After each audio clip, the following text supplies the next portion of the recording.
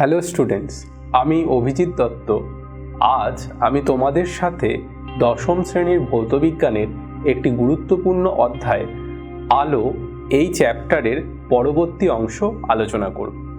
আমরা আগের দিনের আলোচনায় আলো এই চ্যাপ্টারের বেশ কিছু ডেফিনেশন জানতে পেরেছিলাম, যেমন গোলীয় দর্পণ কি, গোলীয় দর্পণের মুখ্য ফোকাস কি, অথবা গোলীয় দর্পণের প্রতিফলনের সূত্রগুলি কি।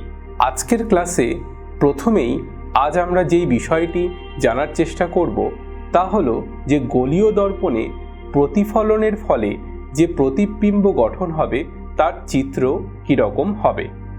আজকের ক্লাসে প্রথমেই আমরা বোঝার চেষ্টা করব যে গোলীয় দর্পণে আলোর প্রতিফলন হলে যে প্রতিবিম্ব গঠন হবে তার চিত্র ঠিক কীরকম হবে।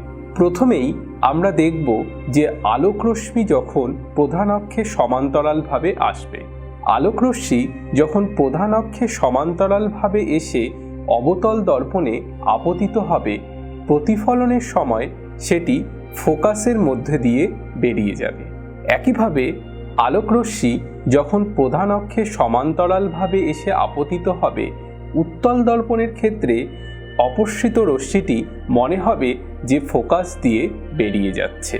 একইভাবে আলোকরশ্মি যখন ফোকাসের মধ্য দিয়ে আসবে তখন কি হবে?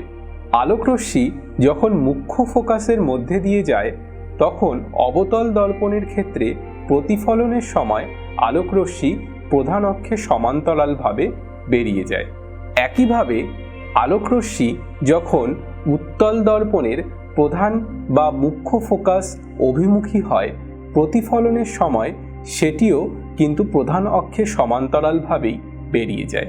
এরপরে আমরা দেখব যে আলোকরশ্মি যখন বক্রতা কেন্দ্রের মধ্যে দিয়ে যায় তখন কি হবে।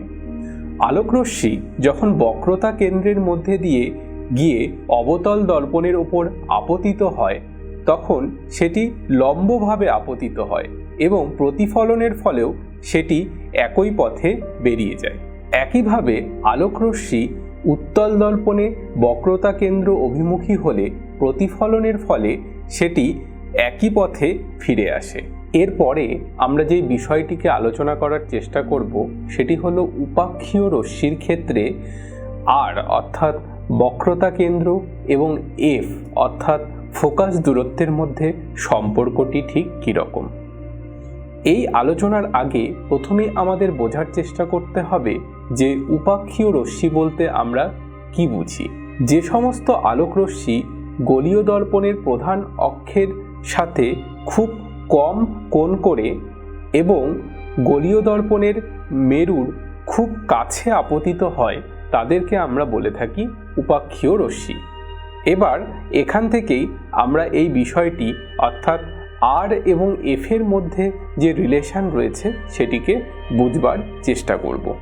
উপাক্ষীয় রশ্মির ক্ষেত্রে দর্পণের বক্রতা ব্যাসার্ধ অর্থাৎ আর এবং দর্পণের ফোকাস দৈর্ঘ্য অর্থাৎ এফ এর মধ্যে যে সম্পর্ক সেটি অবতল দর্পণ এবং উত্তল দর্পণ উভয় ক্ষেত্রেই একই রকম হবে। তাই এক্ষেত্রে আমরা অবতল দর্পণের সাহায্যে বিষয়টিকে ব্যাখ্যা করার চেষ্টা করছি। তোমরা ছবি অনুযায়ী দেখতে পাচ্ছ যে এটি একটি অবতল দর্পণ এবং এখানে M1 P M2 হলো একটি অবতল দর্পণের প্রধান ছেদ এবং C হলো বক্রতা কেন্দ্র, ক্যাপিটাল F হলো ফোকাস এবং P হলো মেরু।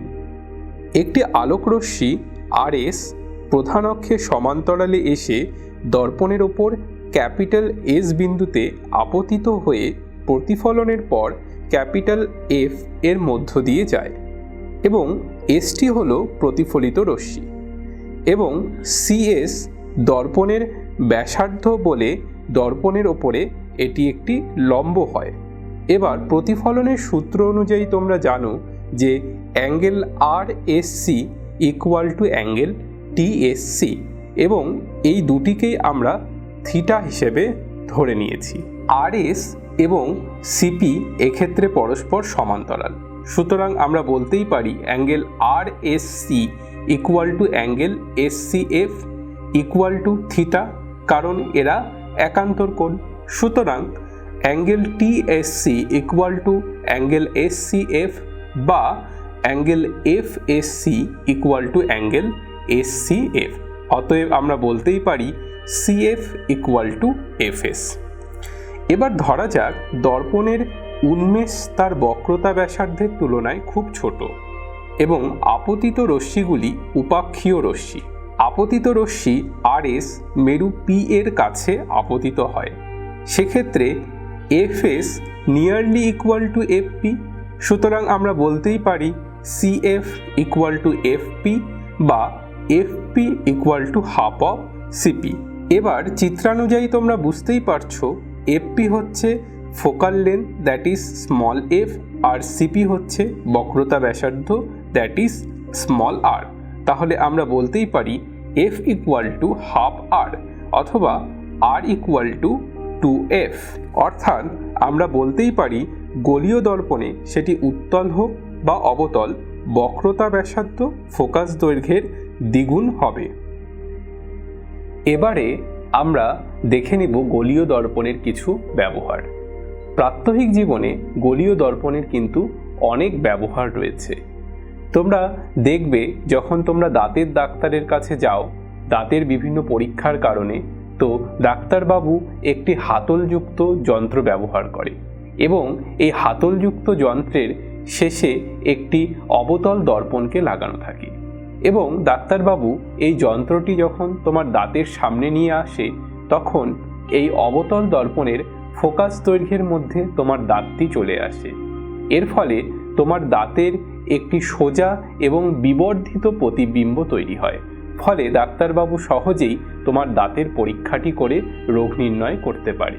একইভাবে তোমরা দেখবে যে গাড়ির রিয়ার ভিউ মিরর হিসেবে আমরা উত্তল দর্পণকে ব্যবহার করে থাকি। একইভাবে আমরা গাড়ির হেডলাইটে অবতল দর্পণকে ব্যবহার করে থাকি। এই সমস্ত উদাহরণ থেকেই তোমরা বুঝতে পারছো যে গোলীয় দর্পণের যথেষ্ট ব্যবহার কিন্তু আমাদের প্রাত্যহিক জীবনে রয়েছে। তাহলে আজকের এই আলোচনা থেকে তোমরা যেই বিষয়গুলি জানতে পারলে সেগুলি হলো যে গোলীয় দর্পণে আলোর প্রতিফলন হলে সেখান থেকে যে প্রতিবিম্ব তৈরি হবে তার চিত্র কীরকম হবে। একইভাবে উপাক্ষীয় রশ্মির ক্ষেত্রে বক্রতা ব্যাসার্ধ অর্থাৎ স্মল আর এবং ফোকাস দৈর্ঘ্য অর্থাৎ স্মল এফের মধ্যে রিলেশনটি ঠিক কী। একইভাবে আজ তোমরা দেখতে পারলে গোলীয় দর্পণের প্রাত্যহিক জীবনের বেশ কিছু ব্যবহার। আজকের ক্লাস তাহলে এখানেই শেষ করছি। দেখা হবে পরবর্তী ক্লাসে। ততক্ষণ অবধি পড়তে থাকো, জানতে থাকো।